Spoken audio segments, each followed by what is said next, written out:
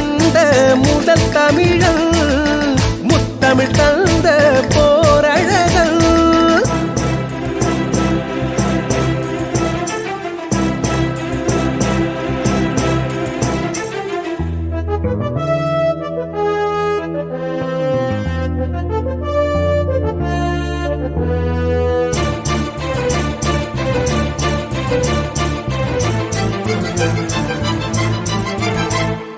உரிமைக்கு மேலெங்கள் உயிரென்ன பெரிதென்று உணர்வோடு போர் செய்து இனம் காத்த கவசம் நாடென்றும் பெரிதென்று நாமெல்லாம் சிறிதென்று அழகான மொழி சொன்ன தமிழீழ வேதம்.